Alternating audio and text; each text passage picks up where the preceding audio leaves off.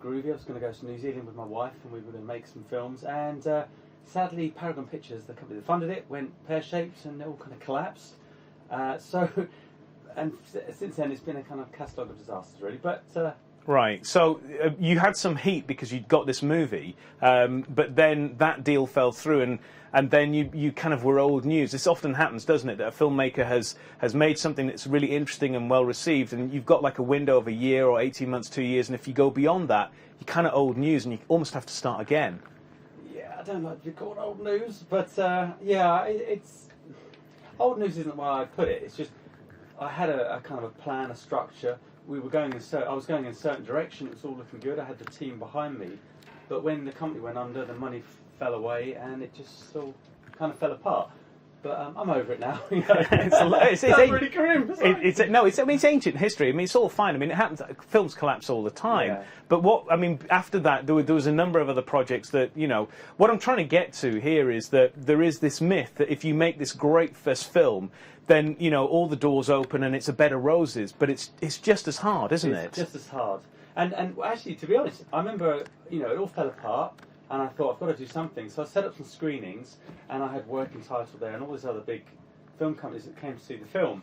And they all kept saying to me, well, what are you doing next? Now, what happened was I had a kind of slate of films as part of the four-picture deal, but that had all gone. So I had to quickly write a script. And to be honest, I banged out a script as quick as I could, but it just wasn't ready. And that was a bit of a learning curve for me, because ultimately you've got to spend time on the art and get it right, and get it perfect. But ultimately, Kaleidoscope Man, which is the big project you've been working on for the last 3 or 4 years now, and the rest, that evolved and that came about. Tell us a little bit about Kaleidoscope Man. Well, you know, Written in Blood was quite a hard film to make, and you know, and I realised if you're going to put yourself through this pain and suffering, it's worth coming up with something that is, you know, that you really want to do. So I spent a long time writing the script. I kind of went back to basics. I decided to let go of all the sort of the stuff that was associated with the four-picture and that sort of thing. So I thought, well, go back to basics, write something that I care about and passionate about, a subject matter that I'm passionate about, and concentrate on the art as opposed to the format or the career plan. So that was what I did. And Kaleidoscope Man's a science fiction picture, a kind of big epic. Kind of sprawling, kind of huge, bombastic, not what you usually expect out of what you would call a low-budget film. But you did a lot of, you started making the beginning of the film, didn't you? You did pre-vises, and you worked with animators to put it all together. And kind of talk us through what happened there. Well, you know, first of all, I've written the script. I got an artist in, Matt Alsop, and he did some wonderful footage, images from the this is really intimidating. It's all kind of going on here, folks. I'll just keep you talking. We got some concept art done. We had some fabulous pictures done that I was starting to use to make money, and I used that, went to Screen West Midlands, and told them what I was doing, and they gave me a bit of funding support to do various drafts of the script, and then I got.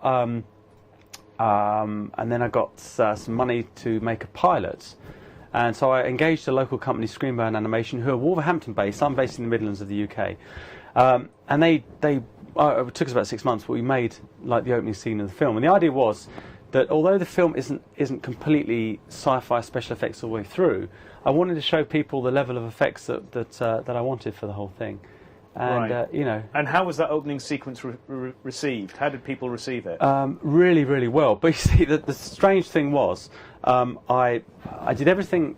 It's a bit hard to explain. I guess you're going to run the sequence, but we didn't have the actor, so I had all these great special effects. And every time we cut to the actor, it cut to a storyboard for a while, and then after a while, I got an actor in and finished the scene off. But because it's CG, it took a long time to do.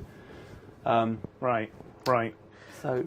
Okay, and with all of that kind of clout, with that, you know, the great script, the great animatics, the great opening sequence, how easy was it to shift into that £5 million film? Well, you know, it's been a bit of a roller coaster, to be honest, because originally we were going to make it for just under £1 million, and we had lots of money coming in from various sources. Now that, unfortunately, a lot of that fell apart. I don't have a death wish or anything, or the Midas touch. But a lot of that fell apart. So I'm got a piece of here, mate. Oh, dear, the pressure. Right, sorry, carry on. No, that's fine. So, I mean, if memory recalls, I mean, you it kind of rebooted and rebooted and rebooted, and recently you kind of bit the bullet and said, I'm going to go micro budget. That's right. And now there's been a further evolution, which, you know, what it really illustrates is the absolutely ridiculous roller coaster of like over here, over there, over here, over there. Well, you don't know where you are. Well, one of the things that also promises, I've had a lot of people promising, we'll put 500,000 in, we'll do this, we'll do that, and unfortunately a lot of that hasn't happened. So you're kind of swimming in shark-infested waters, really, because you never know quite which way to go. Now, luckily, I have a very, very good producer. He's tough, but he's extremely experienced, and he's been a bit of a sort of backbone, really. And at one point, I got a bit fed up with the kind of waiting around because it just seems to take forever. And the recession hit. So I thought, sod it, I'm going to make it low budget. I'll go and I'll try and raise £200,000, which is still a lot of money. But I thought I'd try that by crowd financing. Because, of course, you've got all your own HD kit. You can actually make it all yourself. You know, you could almost go and shoot it with existing resources. That's right. Well, I bought all the toys a few years ago. I've got a Panasonic Vericam and I've got the full HD edit suite. So, and that's kind of how I pay the rent, to be honest. I hire it out and I go out as a cameraman and as an editor. So so yes, I had all the kit, and that was always part of my plan. Have my own facilities, and then I can keep control of it. But, you know, I started going down this self-funding route, and I spoke to Ken, the producer, about it, and he just said, look, it's too good an opportunity to waste. You've been on the film for so many years. Let's really get ambitious with it. Let's make a film that you know will put you up there with the big boys. And so we decided to shoot it. We were aiming for £5 million, a budget of £5 million. We're going to shoot it in 3D. I'm very lucky. I kind of have a star attached. I have some sort of kind of word that he's not officially attached, but he was involved in the pilot that I made. I've got a guy called Stephen Moyer, who's Vampire Bill in True Blood. We see when I shot him and when we actually filmed him, he was just about to go to the States to shoot the pilot. He literally came to me a few days before he flew out there, and he was going to shoot this pilot with the guys that made 8 Feet Under or 6 Feet On, I can't remember what it's called. And of course they made the pilot episode. It was a hit, and he got the series. And now he's a big superstar. But you know, we communicate, and I think he would like to be in the film. He's obviously getting offers from all the studios now because he's very hot.